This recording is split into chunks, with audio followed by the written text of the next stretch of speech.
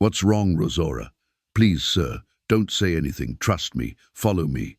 Alejandro Montalvo, a respected and feared millionaire, returned home earlier than expected. He planned to surprise his wife, never imagining that silence would save him. As soon as he crossed the threshold, Rosora, the maid, grabbed him tightly and whispered, "Shut up," from the darkness of time. A closet. Alejandro heard a truth that shattered him. The mansion was silent, too silent for that hour. The hall lights remained on as if someone were waiting. Alejandro Montalvo closed the door slowly. Still wearing his coat, his watch showed an unusual time. He had arrived earlier than planned. He thought about the surprise scene, his wife's kind gesture. Then he heard hurried footsteps. They weren't his wife's. Rosora appeared, pale, her eyes filled with urgency and fear, offering no explanation. She took his pebbler-time arm with unexpected force. "Please, sir, don't say anything." "Trust me," she whispered, trembling, and before he could react, she pushed him into the darkness of the closet. The closet smelled of old wood, dust, and perfumes mingled in the air. Alejandro's breathing slowed. Following Rosora's signal, she closed the door just enough, leaving a tiny crack to look outside. From there, he could hear muffled laughter, glasses clinking with feigned joy. Alejandro frowned. He recognized that voice. It was his wife's. She wasn't alone. Another male voice responded with overconfidence. Alejandro's heart pounded. Something wasn't right. Rosora held her hand over his mouth, demanding absolute silence. The laughter transformed into whispers heavy with dark intent, and then Alejandro heard his name spoken like a sentence.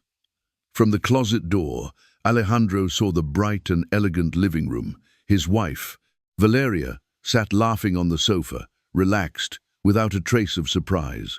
Opposite her was Julian, his own brother, holding a glass. They spoke naturally, as if the house no longer belonged to them. Belonged. Alejandro felt a cold emptiness run through his chest. Something was breaking inside him. Rosora watched too, her face tense, holding back her fear.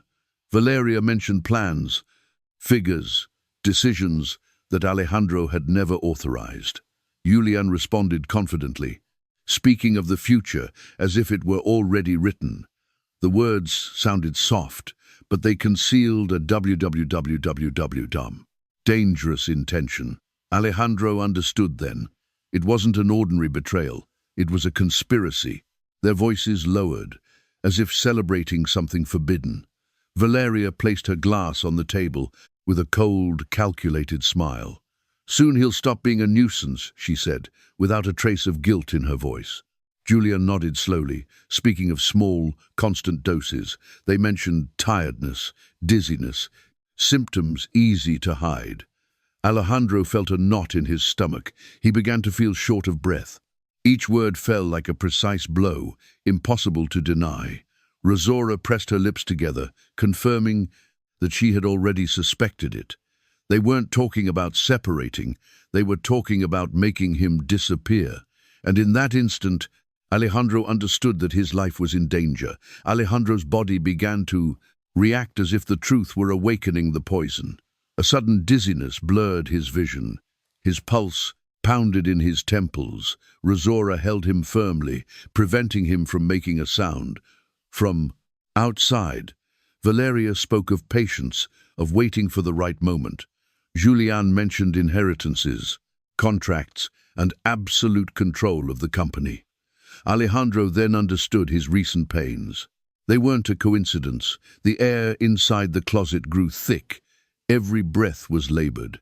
His hands trembled not only from fear, but from real weakness. Rosora looked at him urgently, aware that time was running out. If they stayed there too long, Alejandro wouldn't walk out. The silence of the closet was broken by a slight, involuntary bump. Alejandro's elbow grazed a shelf. An object fell to the floor. The sound was sharp, brief, but enough to alert those outside. The laughter stopped immediately. The conversation abruptly ceased. Valeria remained silent. Julian frowned. Something didn't add up. Footsteps began to move across the room, slow and attentive. Rosora held her breath. Fear tensed her entire body. Alejandro felt the panic. Go upstairs. The dizziness worsened. Every second seemed to stretch out as if time refused to move forward. If they opened that closet, there would be no escape. Rosora reacted before fear, completely paralyzed her. She whispered to Alejandro not to move, no matter what. She opened the closet just enough. Her body blocked the opening. She stepped out with feigned nonchalance, like someone going through a routine. She walked to the opposite hallway, her heart pounding. She pushed over some seachus, to blanked, canine, stacked boxes, causing a sharp, loud crash. The noise echoed throughout the house, impossible to ignore.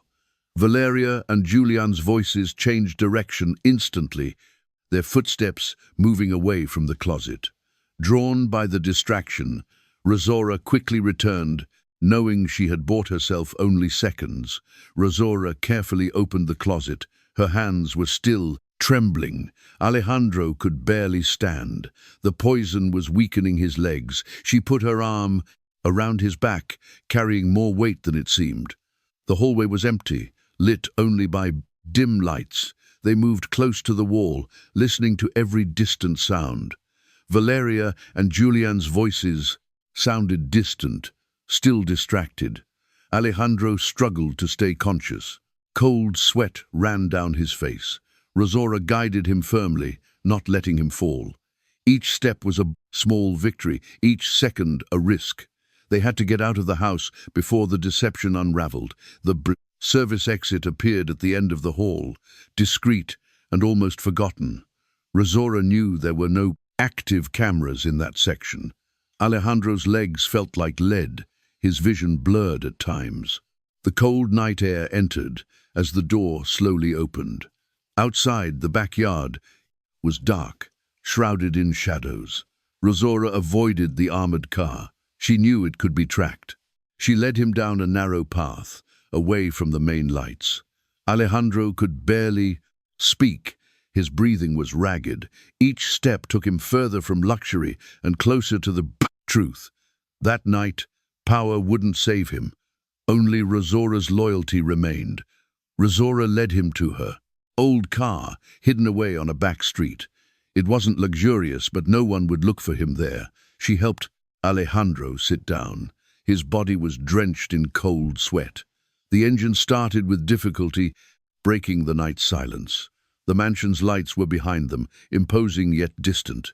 Alejandro rested his head, fighting to stay conscious. The poison continued to spread, slow, silent, relentless. Rosora drove with a steady gaze, avoiding main avenues. She knew hospitals and police stations weren't safe yet. This escape wasn't the end. It was only the beginning of the truth. The car traveled along increasingly humble streets, far from luxury. The lights were few, the silence heavier than before. Alejandro could barely keep his eyes open. His body burned.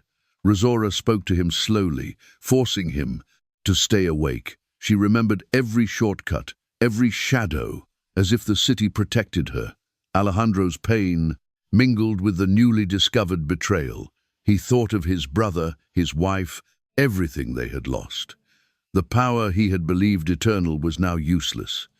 All that remained was to resist, to trust, and not to surrender yet, because survival was the only way to achieve justice.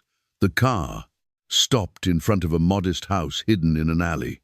There were no cameras or luxury, only silence and worn walls.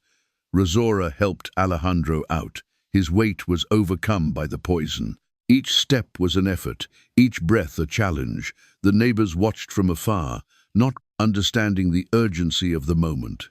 Rosora didn't ask for help, didn't explain anything, kept going, pulled Alejandro inside, and closed the door firmly. Inside, the air was humble but safe, for the first time. Alejandro collapsed onto the sofa, on the verge of total collapse, and understood something brutal. His maid hadn't silenced him. She had saved him. Days later, the silence of the humble house was replaced by distant sirens. The evidence left no room for doubt.